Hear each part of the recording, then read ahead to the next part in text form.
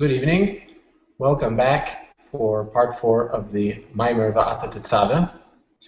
Before we begin, I'd like to remind you we will be reading from the Nurturing Faith edition of the Maimer, translated with commentary by the Kahat Publication Society. We have a link for the Maimer on jnet.org/Maimer. If you haven't already done so, you can download it. And please open it to view 2 pages, so that we can view the English and Hebrew side by side, which will offer a more seamless flow to be able to follow along in the class tonight. Before we begin, I would like to just take a moment to review what we've said till now, some general points. We discussed the fact that the Jewish people are naturally believers, and we said that that stems from the fact that the soul, as it is above, sees godliness. There's the level of the soul that sees God, we call it the mazel, and since it sees godliness, since it sees God, it sends messages, trickles, there's a trickle-down effect where the messages come to the soul as it's in the body, and the person naturally believes in God, doesn't need any other proofs of his existence. Then we said there's a higher level, one which is nurtured by Moses, by not only Moshe Rabbeinu, Moses in his generation, but the subsequent generations, the Moses of all other generations. And that's the faith that stems from the essence of the soul. And we said the faith that stems from the essence of the soul, number one, is imminent. It has an effect on the person, whereas when a person believes in God, because he sees, the belief comes from the fact that the soul sees God, so God and the person are 2 separate things. And therefore, even though it might be very compelling, person might choose to dedicate his life or to sacrifice his life for that reality, not to deny God, yet he's not forced to do that. He can still choose to ignore it because ultimately he and God are 2 separate things. Whereas when we talk about the essence of the soul, the level of the essence of the soul is one with God, is a part of God. Since it's a part of God, therefore a person, the essence of the soul is something that is imminent in the entire person, the entire being, both the higher levels and the lower levels. All over, the person has the essence within every aspect of himself. And so therefore, that essence informs his behavior. Ultimate expression, revelation, through self-sacrifice. When a Jew, not that he chooses self-sacrifice, but when a Jew is incapable of choosing one way or the other, and he's compelled to sacrifice himself without making any choice, without it being a conscious decision, but it's something that's automatic, that's because he is one with God, and therefore he's not capable of denying God, of separating himself from God. Last week, in chapter 9, we learned of another level. So the first level is the higher level of the soul seeing God. The second level is the level of the essence of the soul, is revealing the essence of the soul that is expressed through self-sacrifice, which we explain is the meaning of kasis lamoyer, crushed for the luminary, that when it's kasis, when the person is crushed, when he faces challenges in exile, and he has self-sacrifice, then it's lamoyer, he reaches the luminary, the source of light, the essence of the soul. It's an expression of the essence of the soul. Last week we discussed another interpretation, another understanding in the term kasis lamoyer, crushed for the luminary. And we said that a person can reach the essence of the soul, or expresses the essence of the soul, not through self-sacrifice, but from being devastated, through being crushed, that he finds himself in exile.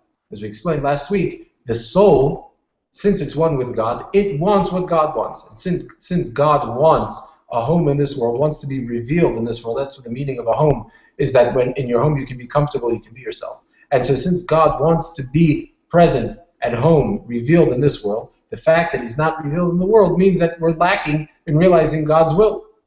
Since the soul is a part of God, since we're talking about the soul's essence, which is a part of God, so therefore, what does the soul want? What is the ritzoynoi ha'amiti, as we said last week in chapter 9, the true desire of every person is God's desire, which is to have a home in this world. And so therefore, when a person is not pressured, doesn't have challenges to his Jewishness, he prospers, as we mentioned at the time of Purim, after the decree was annulled, after the threat was removed, and the Jewish people were saved. They had everything they needed, both material and spiritually.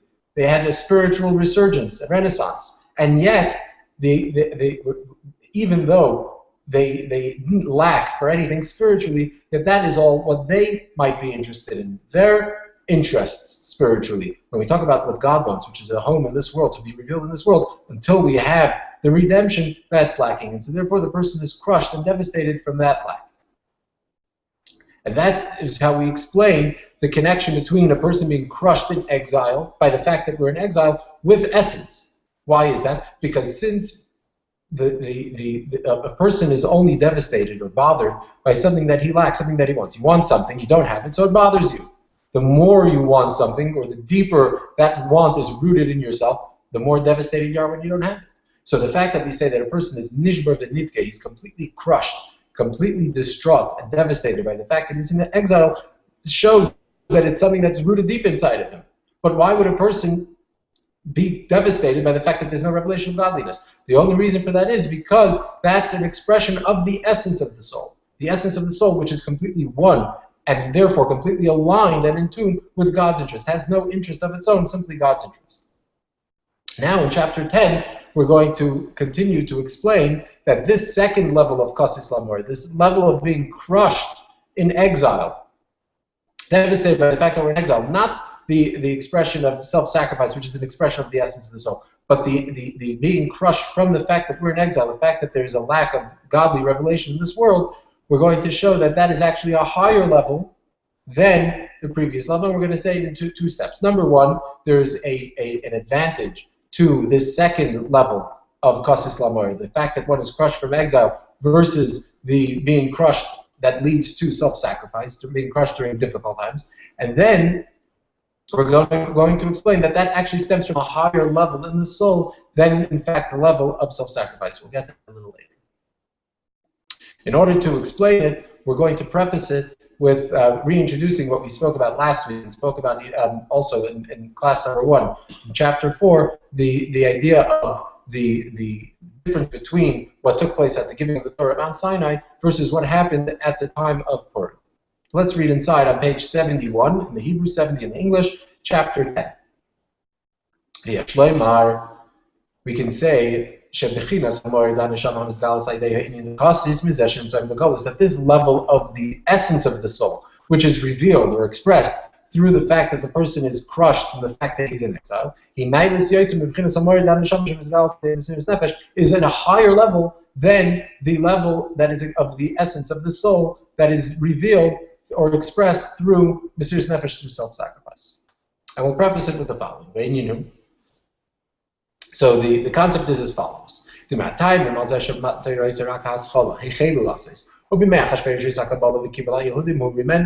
the fact, the interpretation of the Kibbul HaYehudim, that the Jewish people accepted upon themselves that which they began to do, and the Alter Rebbe explains that they accepted upon themselves at the time of Purim that which they had begun at the time of the giving of the Torah. So at the giving of the Torah was only the beginning. They only began doing, but they fully accepted it in a concrete way only at the story of Purim.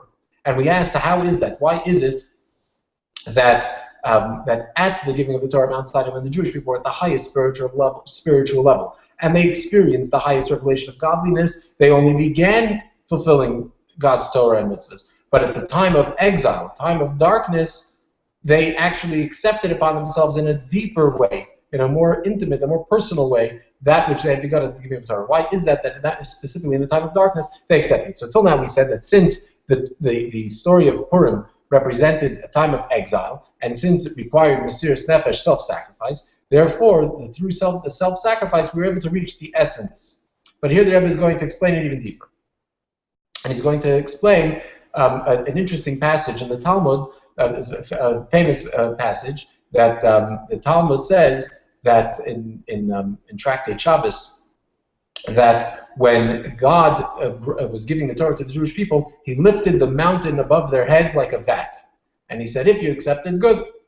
And then they accepted it, and then a few lines later, in the very same page in the Talmud tells us about the fact that the Jewish people said, Nasa v'nishma, we will do and we will hear, and the great celebration and the great gift that the people got as a result or merit of their expression of such deep devotion to God, that first they'll accept it unconditionally, then they'll hear what he has to say. But an unconditional acceptance.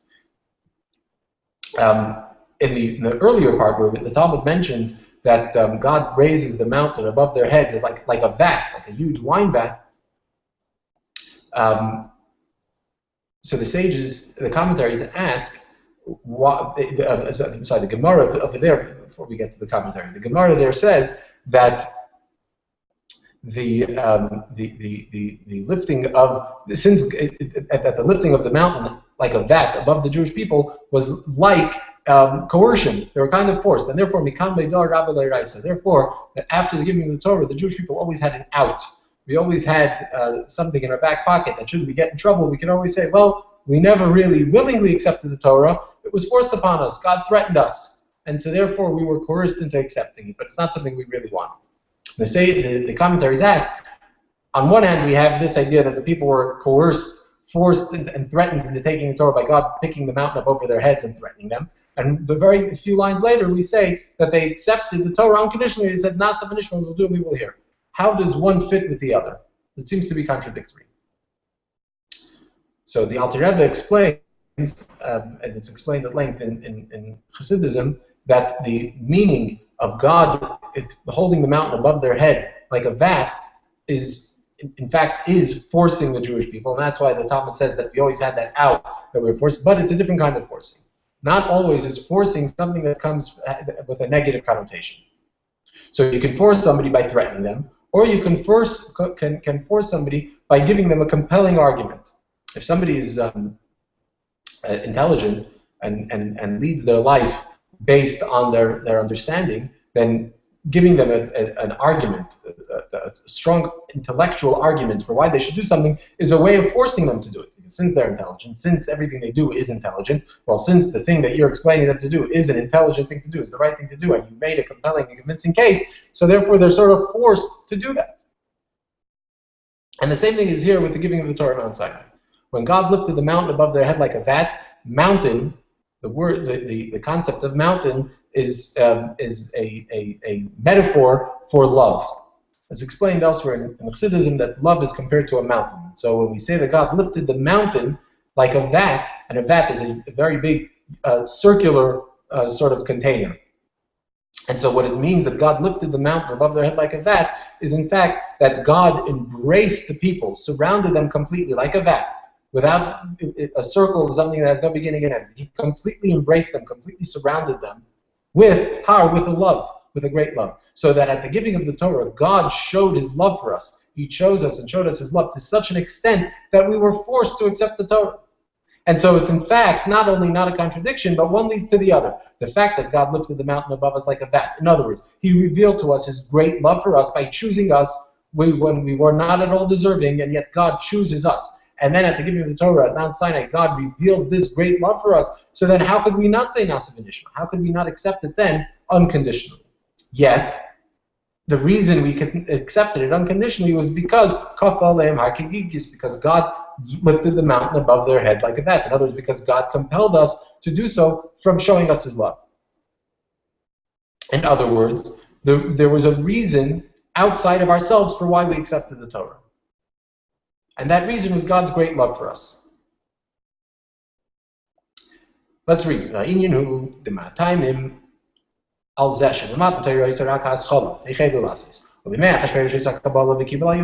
reason, one of the reasons why at the giving of the Torah was only the beginning. And in the days of Achashverosh, that's when we had the acceptance, is the fact that the Jewish people prefaced Nasa to Nishma, that we will do before we will hear. An unconditional acceptance is because God lifted the mountain above them like a vat, which represents what? Divine revelation from above. But in the times of Achashverosh, the acceptance was from their side of it, from their perspective. In other words, at the giving of the Torah, there was something else that compelled us to accept the Torah. That was God's great love. But in the times of Achashverosh, in a time of concealment, when God seems to be hiding from us, it's almost as if you could say, God forbid, that God's rejecting us. And if God's turning away from us, he's concealing himself. Like we say, God was concealing himself, hiding himself from us, then he wasn't compelling us, prompting us to accept him or to look for him. That was something that we did on our own. And so therefore, what occurs at the time of Purim, during the time of that concealment, is a greater acceptance than the acceptance that we had during the time of the giving of the Torah. How does this apply to the subject we're talking about? So the Rebbe continues. The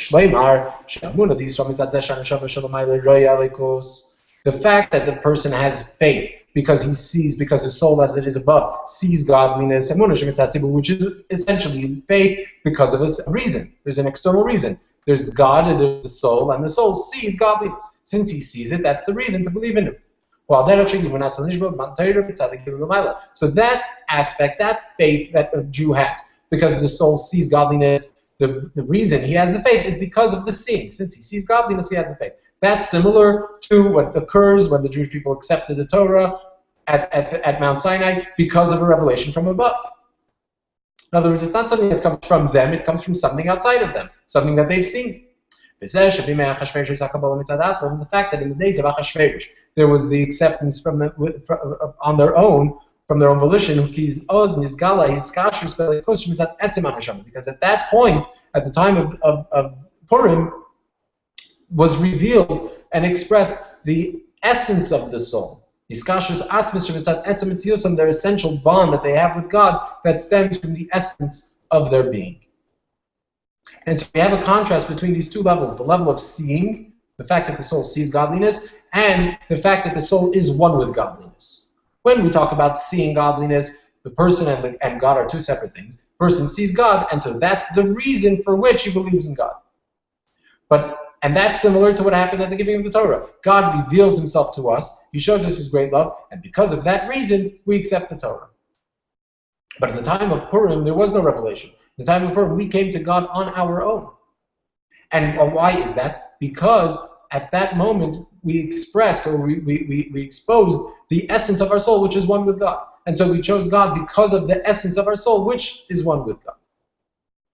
No external reason, no reason from outside.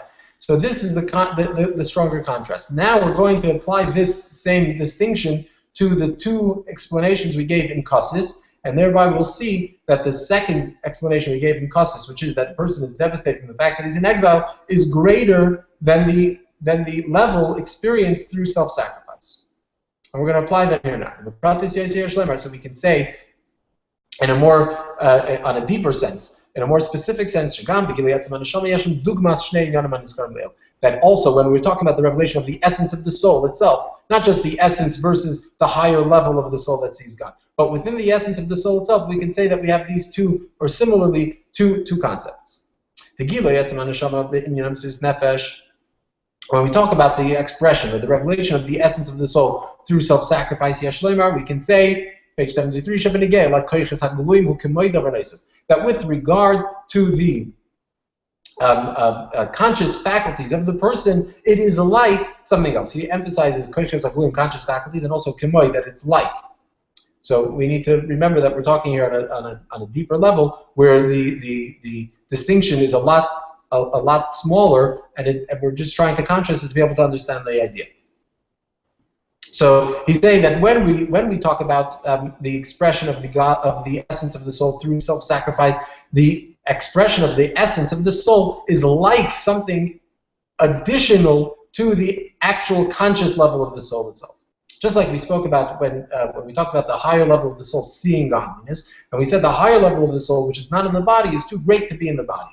So there's a great distinction between the higher level of the soul as it's beyond the body, since it's too big for the body, and the lower level of the soul, which is in the body. And so therefore, one is in the body, one's outside the body, and the higher level of the soul can only affect the body sort of indirectly, in a transcendent way, not in an imminent way. So in a sense, we're applying this same idea to the first stage of the revelation of the essence of the soul through self-sacrifice. That when we talk about self-sacrifice, that's like something additional to the person, to the conscious person. And he gives an example. As we see by many people, that when they were in a place where there were obstacles and challenges placed in performing Torah and mitzvahs, they had actual self-sacrifice for many, many years. For many, many years, these people stood and operated and worked and lived and breathed self-sacrifice. Everything they did was under the threat of imprisonment, torture, death, and so on. And so even though they sustained this during those difficult hardships, during those difficult times, yet when they came to other countries, when they emigrated to lands where they were able to study Torah and observe mitzvahs in prosperity without any oppression, it's not so apparent the self-sacrifice that they had before. So before, when they were faced with challenges, they were heroes. They acted in heroic fashion, day in, day out, 24 hours a day, 7 days a week, for as long as they were living in those circumstances, in those conditions. But once those circumstances were no longer in place, once they're now able to serve God and live a Jewish lifestyle without any challenges, you don't see that heroic nature. Why is that? Because the fact that they were able to live with self-sacrifice for so many years, because what was operating within them, well, we know now that, as we explained before, when a person has self-sacrifice, so that's an expression, not just when he chooses it, but when that's how he lives his life without making any conscious decision. That's just the way it needs to be. So that's an expression, that's a revelation of the essence of the soul. But it's the essence of the soul as it is beyond the conscious faculties of the person. But it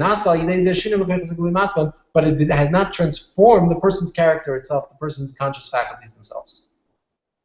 We find sometimes people that find themselves in challenging circumstances and situations, and they become heroes. They act in heroic fashion.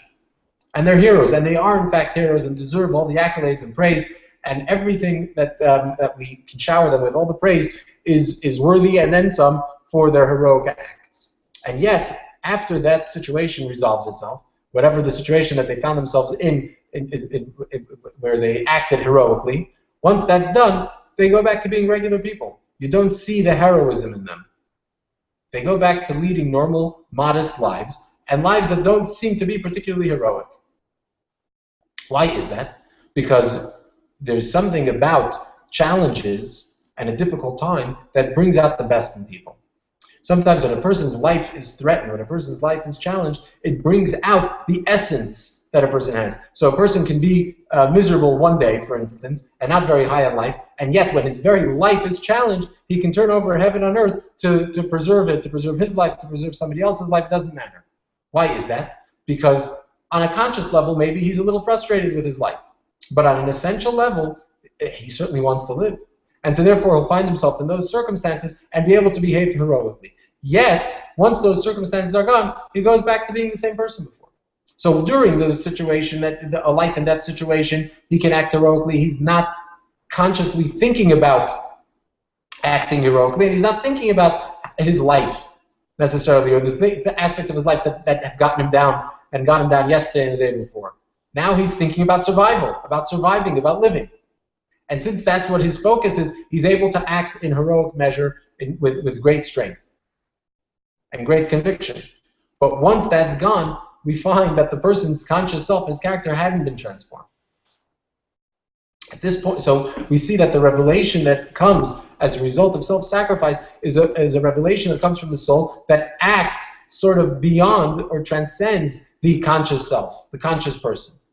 So at this point, you might ask, you might be wondering, that in chapter 5 we mentioned that this is how we explain the first level, the lower level of faith, the faith that comes from seeing godliness. So we said the problem with the faith that comes from seeing godliness is that faith doesn't inform the person's behavior. It doesn't affect and transform his conscious self. Whereas the essence of the soul, when that's exposed, since it's the essence of the entire person, not just the soul as it's in heaven, but also the soul as it's in the body and also the entire body. So therefore it is immanent. It does inform, it does affect the person. It's not transcendent. And yet here we're saying that seems to be the case with self-sacrifice, that it doesn't affect the conscious self, the conscious behavior. So the brackets Rabbi addresses this question and answers the question. Let's just discuss it briefly before we read it inside. When we said that the essence of the soul is immanent, since it's the essence of every part of the soul, even the part of the soul that's in the body. So what we're talking about is that it's the essence of those faculties. But each faculty, each power, each function that the person has its own unique characteristics as well. And so while the essence of the soul is the essence of these faculties, of these powers, it doesn't transform them. An example would be, you find sometimes, you read about people that were able to, saw a mother finds their baby, God forbid, under a car, and the mother lifts the car off the baby. And yet, so you wonder, first of all, how do you have the strength to lift the car off the baby? So here we have the answer, because it's an expression of the essence of the soul. Since the child affects the mother on an essential level, or if it's not specifically a child or a parent and it's another person, we're talking about the idea of life and saving life, how life is so rooted in the essence of the soul, whatever it may be. The person musters strength that comes from the essence of the soul. And the person then can physically lift the car off the child. Yet, while the person's doing this, so on one hand we see that the essence of the soul is expressed imminently in the person. It's affecting the person, that the person is now accomplishing this feat physically, yet it doesn't have a transformative effect on the person. After the person lifts the car, he goes back to being the same person who's not able to lift cars. He doesn't enter into a world's strongest person contest. The person remains a person not able to lift cars, too weak to lift cars, because their strength is not that great. And so we see that on one hand, the essence of the soul expresses itself through the power, through the muscle of the individual, through the strength of the individual, and the person musters strength from the essence of their soul to be able to move something. And yet afterwards, that strength hasn't been transformed into superhuman strength. It goes back to being regular, ordinary strength. Regular strength, not extra strength. And so that's what we're saying is the effect that the essence of the soul has through self-sacrifice. That it operates through the person. The person, in a time of challenges, has self-sacrifice, and so his entire life is living, breathing, thinking. Everything he's doing is with self-sacrifice, and yet his character hasn't been transformed. Whereas it says in Tanya that when discussing the idea of self-sacrifice, that even the biggest sinner will have, at a moment of truth, when the person is really confronted with a moment of truth, will sacrifice themselves for God. And yet at that very moment, the Rabbi points out, the person still remains a sinner. The person hasn't transformed. The person hasn't suddenly gained new insight and new enlightenment and a new devotion and a newfound love for God. It's the essence of the soul working through the person. But the person's mind, the person's intellect, the person's character hasn't been transformed. So you can be a hero and still have a very questionable character. You can be a hero and act heroically or intelligently and not be very intelligent. Because the act of heroism hasn't transformed the person, hasn't matured the person in any meaningful way. It simply worked through him. Let's read it in the bracketed text on page 73. The fact that the essence of the soul is also the essence of the conscious faculties, as we mentioned in chapter 5.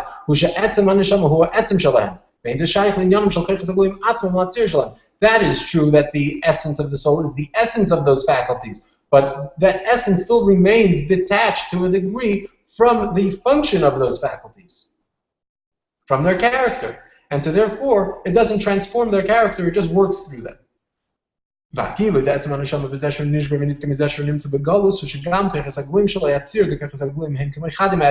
Whereas, so this is true with regard to the effect that the essence of the soul has on the person through when experiencing self-sacrifice, that it acts through the person, and yet it doesn't transform the person. Whereas the revelation of the essence of the soul that comes from the fact that the person is crushed, from the fact that he's in exile, that has an effect even on the conscious character of the person.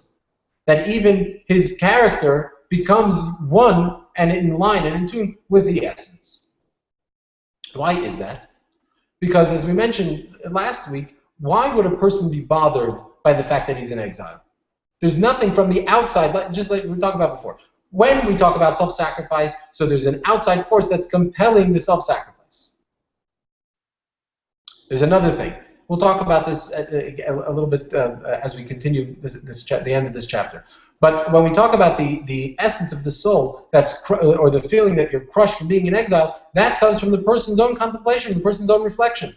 That doesn't come from an outside force compelling the person to such a decision. So when a person is not being pressured from outside, does not find himself in a situation that challenges his essence and therefore awakens the essence. The person himself sits and thinks to himself that the fact that he's in exile is intolerable. The person thinks to himself that I need to align my will with God's will, and needs to fully understand and appreciate God's will and have it resonate with him, and it resonates in such an effect that it crushes him, that transforms the person's character. That is the person's character being affected by the essence of the soul.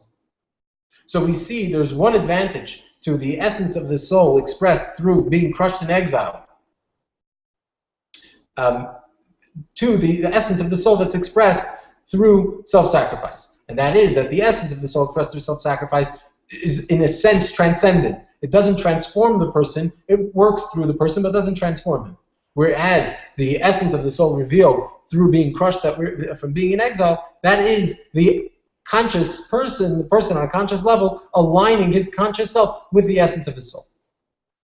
Now the Rebbe is going to say that this second level, Kassus, being crushed from being in exile, comes from actually a higher place within the essence of the soul itself. Generally, we say that essence is indivisible. If it's essence, then it's essence. You can't dissect it in any way, otherwise it's not essence. And here the Rebbe is going to divide and distinguish between two levels within essence itself.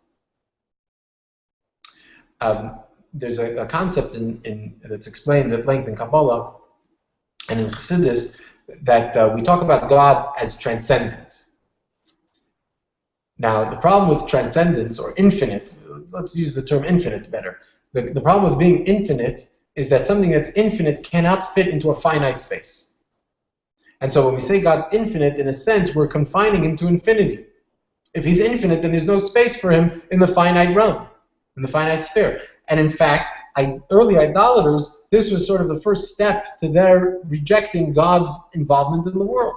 They felt that an infinite God has no business being in a finite space. But it's explained in Chassidus that, in fact, it's true that saying that God is infinite is a limitation on God. You're limiting God to infinity. God is not limited to infinity. God is both infinite and finite, and neither as well, and beyond both of them as well. So God can be infinite, he can be finite, and he's neither. But to say that God is infinite is, in a sense, a confining God. So here we have the same concept we're going to apply here to these two expressions of the essence of the soul, through self-sacrifice and through being crushed that we're in exile. The reason why the essence of the soul that's exposed or accessed through self-sacrifice doesn't have a transformative effect on the person is because there the essence of the soul is limited to its simplicity. It's the essence, and therefore it's undefined. If it's undefined, it has no business being in a defined space. So a soul has all kinds of energy, pure raw energy, and there's an energy, let's say, the faculty to be able to see, and the essence of the soul has that potential to be able to see, but it's abstract, it's totally undefined. In order for that power to actualize, to be used, the power needs to take on a form of the power of sight that then needs to be enclosed within the eye, and through that the eye sees, and the power, the ability to see, is expressed in the soul. But that is a defined form, a definition, and a form of that abstract power, that abstract force.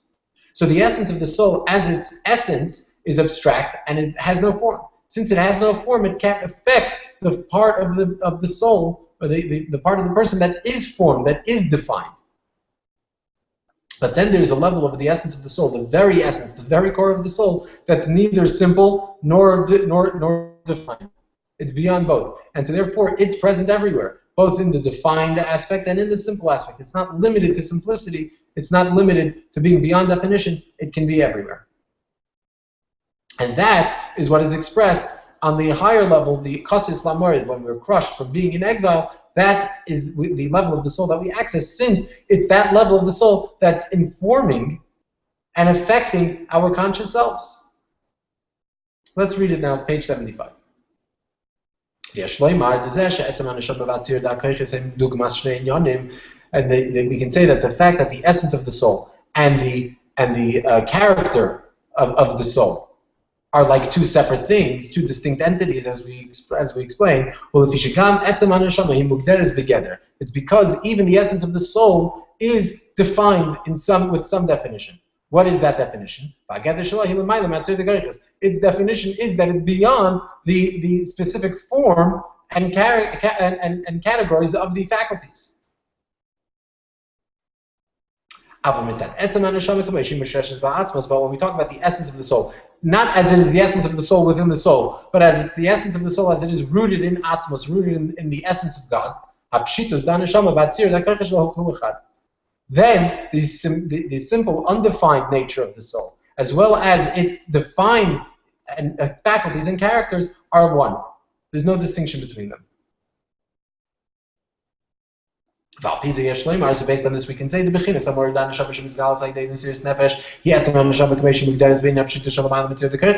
can say that the essence of the soul that is revealed, the Ma'or, essence of the soul that is revealed through self-sacrifice, is the essence of the soul as it is defined by being undefined.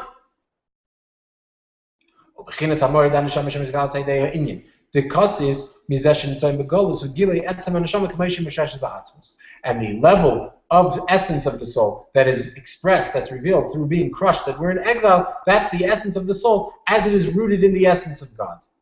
So we're talking about a higher level of essence. So the essence of soul as it is the essence of the soul within the soul, where it's one with God. Then there's the essence of the soul as it's completely rooted within God. And just as God is not limited to being defined or undefined, to being infinite or finite, so too the soul, the essence of the soul, on that level is not limited to being undefined, to being abstract.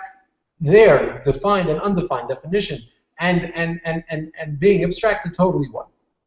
So we see from here, chapter 9 expressed introduced us to this kasis, being crushed from being in exile, and explained its connection with the essence of the soul, that because being crushed from being in exile is expressing the want of the essence of the soul. Then in chapter 10 we explained that number one, this being crushed from being in exile has an advantage over self-sacrifice in that it has a transformative effect on the person.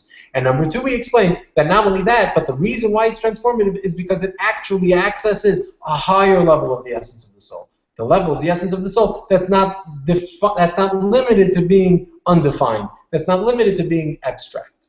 And so it actually reaches a higher level than the level of the essence that's expressed through self-sacrifice. It's getting late, and we'd like to get through the Mimer. I know that this was perhaps a difficult chapter, but I'd like to continue now with chapter 11. And when we finish, God willing, the end of the Mimer, if people are still around, maybe we can field some questions then. So let's continue now with chapter 11. So now that we've been introduced to this higher level of Kasis Lamor, and we understand that when we're crushed from being in exile, we access the higher level of the essence of the soul, now we can understand the connection that we can answer the question that we asked in chapter 8. In chapter 8 we said that when we explain Kasis Lamor, being crushed, that leads to the essence of the soul, which comes as a result of self-sacrifice. So we said, who does that come from? That comes from Moshe accessing the essence of the soul. Just as in the time of Purim, and in the times of when the previous Rabbi recited his discourse, on which this one is based, in 1927, just as he was doing then as well, they were nurturing the faith of the Jew. They were strengthening or accessing and channeling the essence of the soul through which the person has self-sacrifice, which led to self-sacrifice. So if that's the case, then Kasis Lamor, being crushed, being persecuted, that then leads to more, to the essence, through self-sacrifice, is a result of Moshe connecting the people.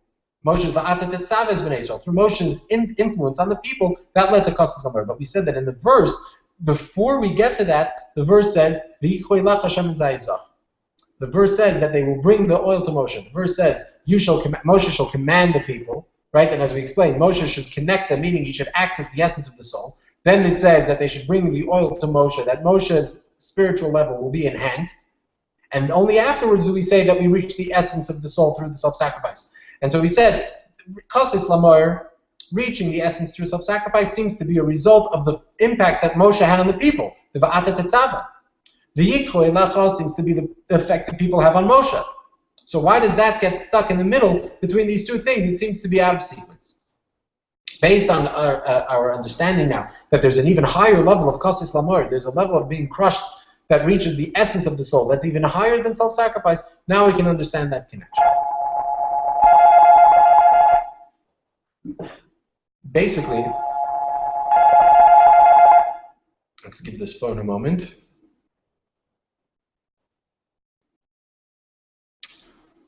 When we explain in chapter 10 the distinction between the giving of the Torah at Mount Sinai and the episode that occurred during the time of Purim. And we said that the giving of the Torah at Mount Sinai, there, God, through his revelation, sort of compelled the people to accept the Torah. Whereas in the time of Purim, it came during a time of concealment. And so therefore, it came from themselves. It came from themselves. So we see that when something comes, there are two ways of bringing a divine revelation in the world. One way is bringing the revelation from above, sort of imposing it from top to bottom. Having a revelation that comes from above that then is exposed down here and impacts the world from the top down. But then there's when that which is below is transformed and rises above. So you can bring heaven down to earth, or you can bring earth up to heaven.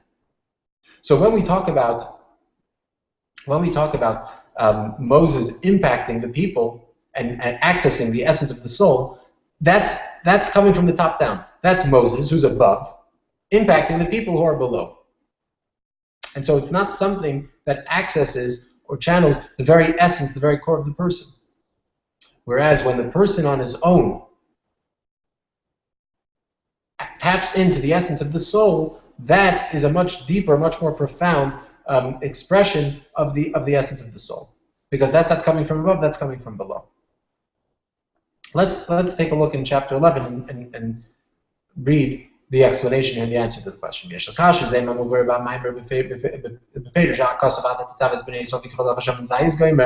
can now explain the connection in the discourse where he explains the verse, you shall connect the people. And then they bring the oil, that after Moshe does his job, fulfills his role, which is to connect the people with God, then through that they bring oil to Moshe, which, as we said, that the people, through their work, through their own service of God, they then add light to the level of Moshe. And I was going to explain it as it relates to us and our own service of God, not as it relates to Moshe himself and to the enhancement that Moshe receives from us. But we'll talk about how it affects the Moshe within us. Here, second paragraph on page 79. So we can say one of the explanations of this as it relates to our own divine service.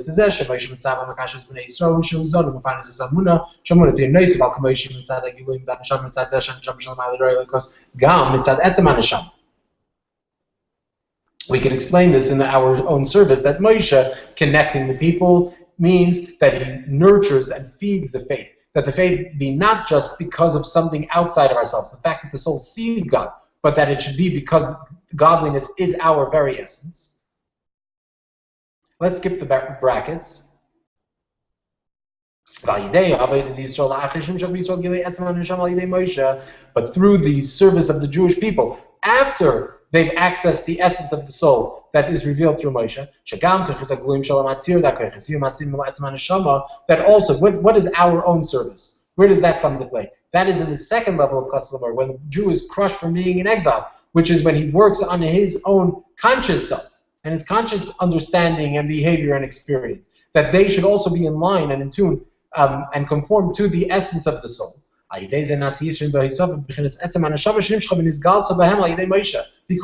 Through that, we get an enhancement in Moshe, in the level that's reached through Moshe. Because it's at that point that we reveal the Jew's true essence, which is as he is in one with God in his very essence. What does this mean?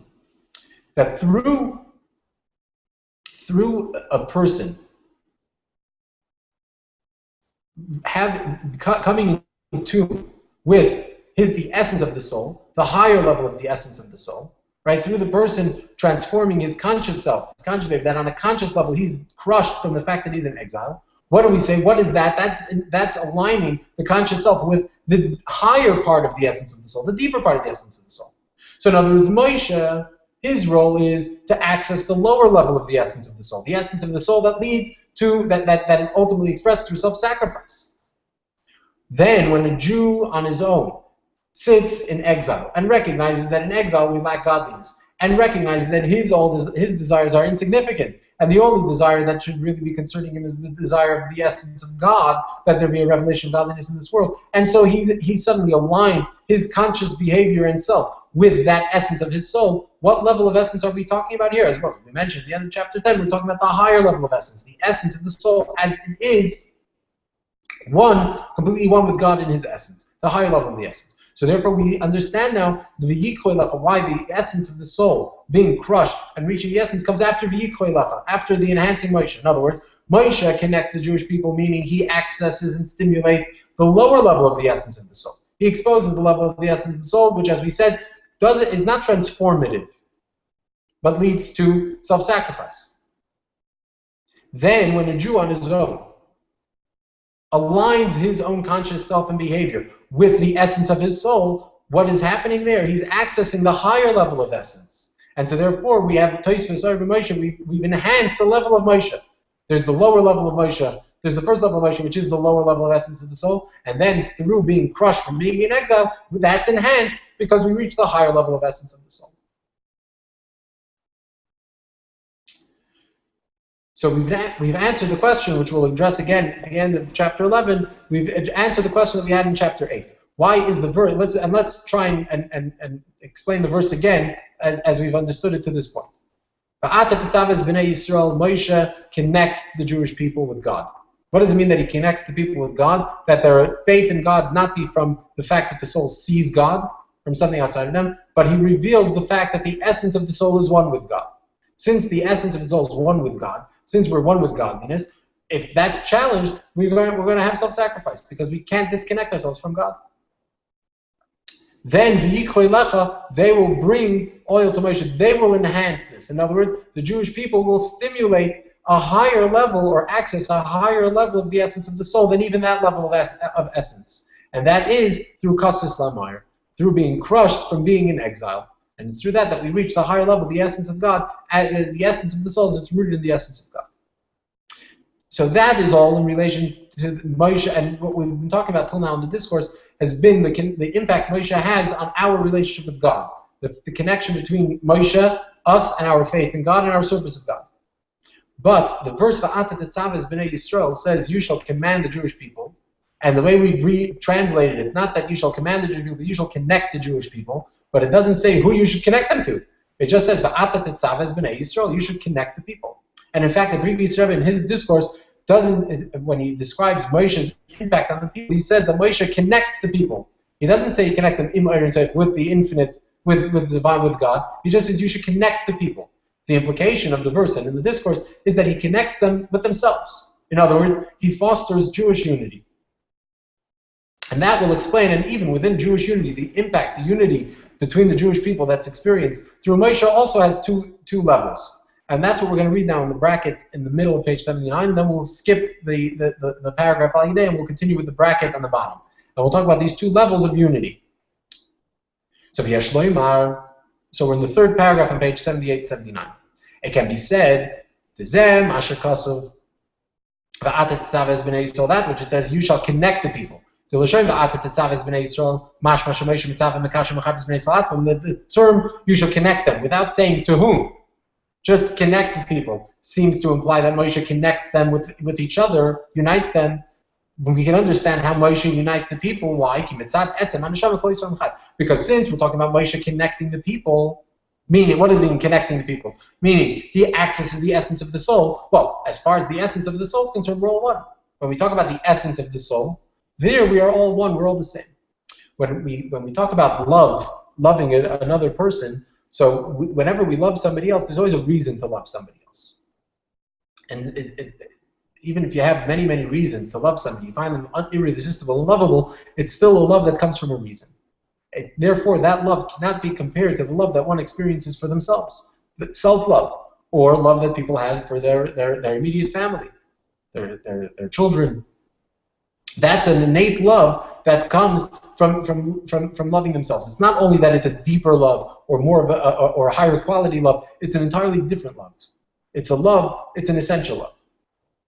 And so when Moshe accesses or reveals, exposes the essence of the soul, well, as far as the essence of the soul, there we're all the same. In other words, we're all different on so many levels. And even when we talk about the soul as it sees godliness, there are different souls that see different levels of godliness. Just like two people looking at the same thing, you can't compare the experience that both of them have. They each experience it in their own way. Some people will see more, some people will see less. Take, for instance, two people looking at a painting.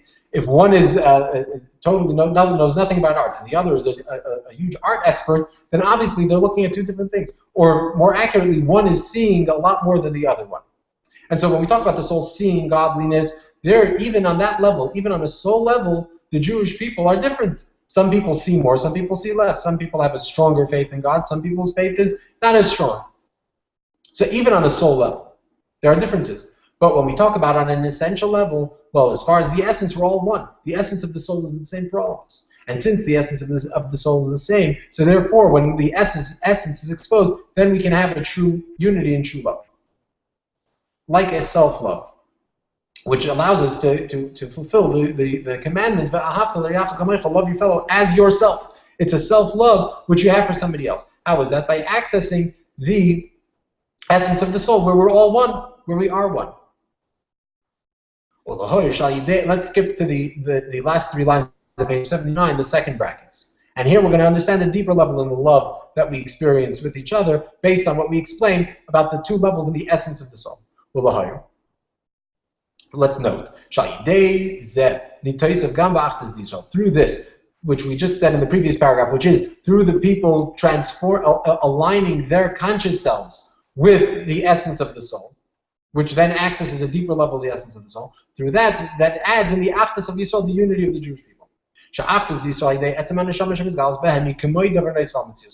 Because when we talk about the essence, the love that we have that stems from the essence of the soul, which we just talked about before, that's like something additional to the person.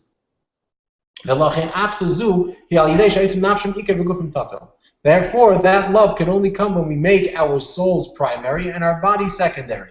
In Tanya, in chapter 32, the Rabbi explains this idea of love your fellow as yourself. He says, how can you love your fellow as yourself if we're all different? So the answer is by making the soul primary and the body secondary. Our differences are because they come from our bodies, but our similarities begin in the soul, and we're specifically on the soul essence level, the level of the essence of the soul. So if we're accessing the essence of the soul, and we can view another Jew as an expression of the essence of the soul, it's the same essence as mine, and so therefore I can love him as myself. But in order to do that, I need to not look at the body, I need to not see the differences between us.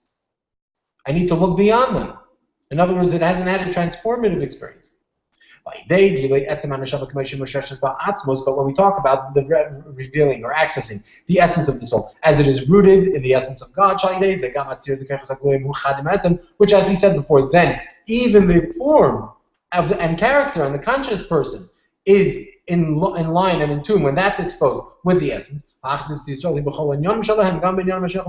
Then we can love each other not only in spite of our bodies, by focusing and placing emphasis on the soul, but even with our bodies, even with the differences within our bodies and within our behavior, and within our character, even there they can be loved, because that level of essence is all pervasive and is exposed everywhere. Now we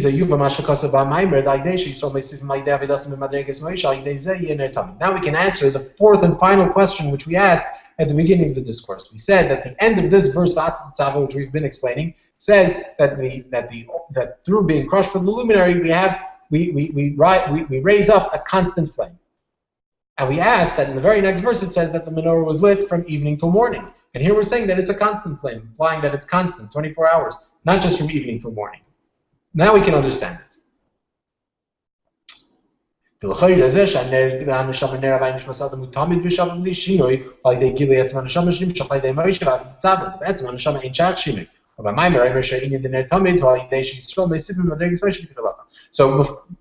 here the Rabbi is explaining the question now on a deeper level. We asked the question simply, it seemed to be a contradiction in the actual text. Here the question is even deeper. And the question is related with the sequence of the previous Rabbi's discourse from 1927, where there he explains that through being crushed for the luminary, and that comes following the V'yichoi Lacha, after the Jewish people bring to Moshe, which as we explained that they bring to Moshe, meaning that we access a higher level of essence, It's through that we have a constant flame. But you would think that all you need for a constant flame is the essence of the soul. The essence of the soul is constant. There's no change in the essence of the soul. As we mentioned before, it's undefined and simple. And so therefore, why is the constant flame come as a result of the v'yikvoilacha, accessing the higher level of essence, and not simply the lower level, through the essence that's revealed through Moshe? So we can answer, because as we can answer the question based on what we said before. Before we mentioned that there's a difference in a person's character and behavior as a result of the first level of essence that's revealed through Moshe. Page 83. We said that when a person was challenged, so then he had self-sacrifice, and even then it wasn't transformative, it didn't transform his character. And then, when he went to a place where there was no challenges, so then you didn't see that heroism, you didn't see that self-sacrifice. It wasn't as apparent, because there you see his character on full display, and the character is not anything unique or special, hadn't been transformed.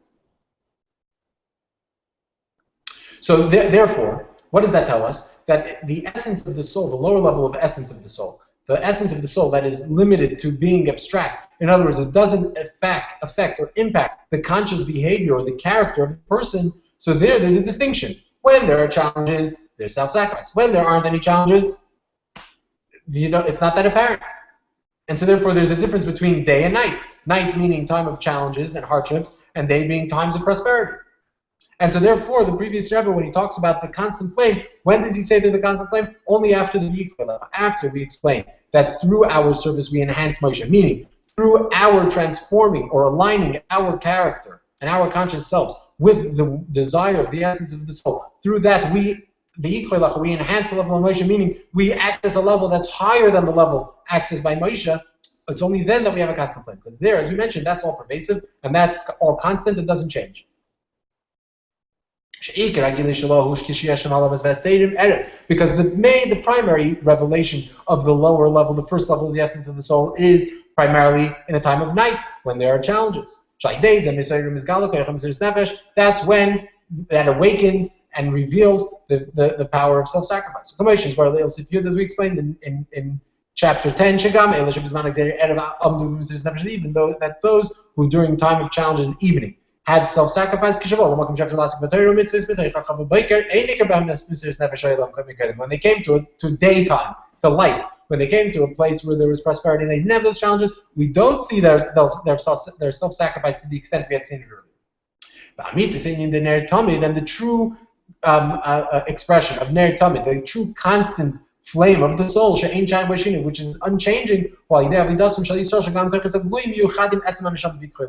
that comes as a result of the transforming the conscious behavior, the conscious self, and the faculties and the character, that they should be aligned and they should be one with the essence of the soul, which, as we said, that's the v'yikvoilacha, that's bringing to Moshe, that's accessing the deeper level of the essence. Now we can explain. We answered the question earlier, but here the Rebbe fleshes it out in the text. We can understand why Kosses Lamoir comes after. It says V'yikvoilacha ki b'Kosses Lamoir nichol gam zeh sheYisraelim shvurim v'yikvoim Kosses zeh shem goes, because Kosses Lamoir implies also the fact that the people are broken from the fact that they're in exile. Which that comes as a result of the people's own service, people's own work with themselves, to align their character, their conscious selves, with the essence of the soul. And the revelation of the essence of the soul that comes as a result of this is the highest level of the essence of the soul, as it is rooted in one with God, with the essence of God. And that's why Kosses Lamoir comes after the v'yikvoilacha, because the ultimate Kosses Lamoir, the highest form of Kosses Lamoir, not being crushed through challenges that then lead to the essence through self-sacrifice, but being crushed from being in exile leads to the source of light. That comes after v'yikvoilacha. After that, it's through that behavior that we access, through aligning our conscious behavior with the essence of the soul, that we access the higher level of the essence of the soul. So when we access the higher level of the essence of the soul, that we are then completely crushed, even on a conscious level. Our faculties, our character, everything is transformed by that desire of God, which is to have a home in this world. And so therefore we're completely crushed from the fact that we're in exile, on a conscious level.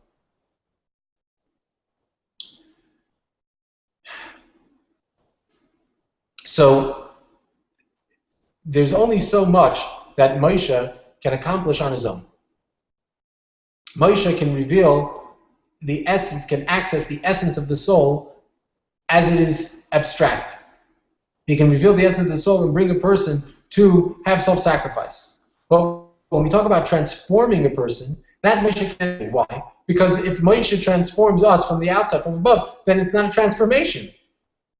Then we've been overwhelmed. When we at the giving of the Torah, God reveals himself to us, and we express to the best of our ability, Nasav and Ishmael, we had this great outpouring of love and devotion to God. Sort of an unconditional expression of love to God. Yet, that wasn't enough. We still say that that wasn't as impressive. Why? Because ultimately that came from something else. So it wasn't that we were transformed, we were overwhelmed. And so when it's coming from outside of you, the best that can happen is we can override our system. We can overwhelm our character. That we want whatever we want. We're not necessarily sensitive to what it is that God wants. Moshe can access the godly soul, the part of God of our soul that's one with God, and so therefore that can affect us, and we can have self-sacrifice.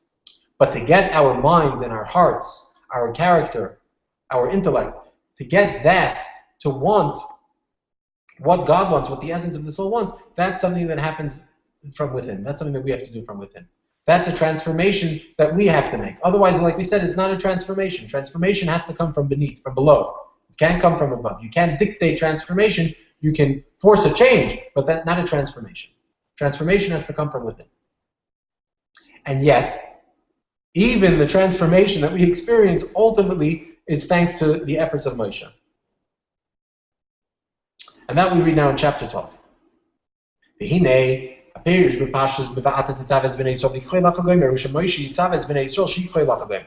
The simple understanding of Moshe connects the Jewish people and they should bring to you is that Moshe commands the people that they should bring to him. We're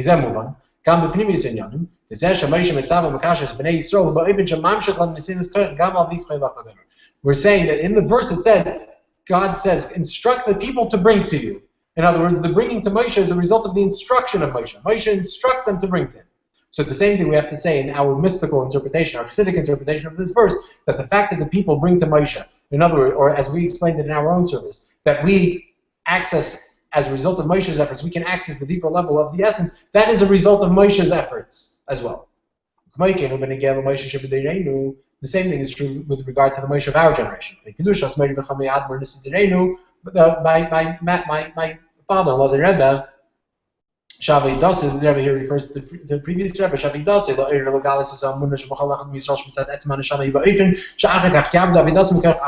that his efforts to inspire and to access and to reveal the faith that comes from the essence of the soul, he did it in such a way that as a result of his efforts, the people should then be motivated to work on themselves, to refine their own character.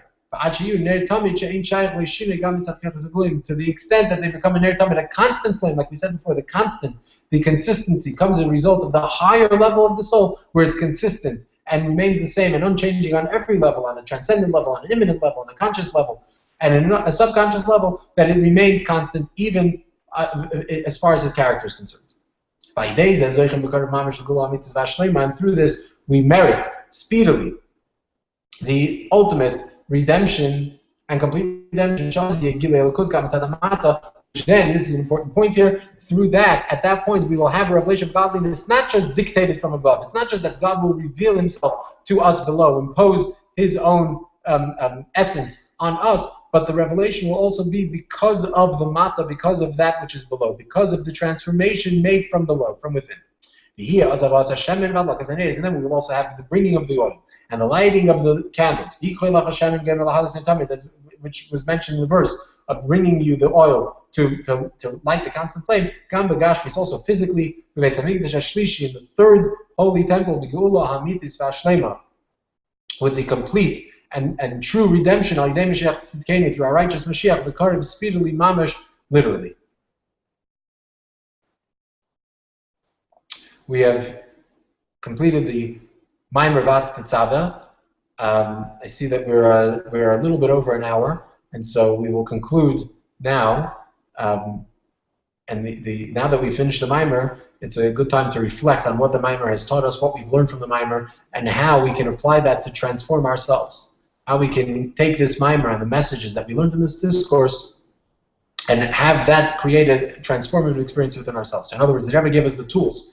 He hopefully inspired us and accessed that essence of the soul that should make us want to continue to study, continue to explore, and to continue to try and identify the essence of our soul and align our conscious selves with that essence of the soul, which is the desires of God, the desire of the essence of God, which is the complete and speedy redemption, when we can transform ourselves and live our lives in a way of kasis lamor, crushed from the fact that we're in exile, crushed from the fact that there's a concealment of godliness. That is certainly a true preparation, as Rebbe says, that will hasten the coming of the Mashiach, and we will be able to recognize that which the Rebbe lays out for us here in the final discourse, that the final stages of exile, what we need to do is transform from within.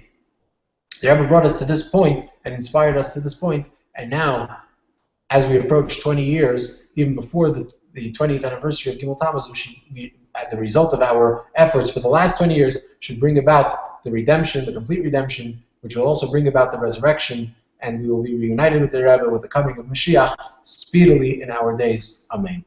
Good night.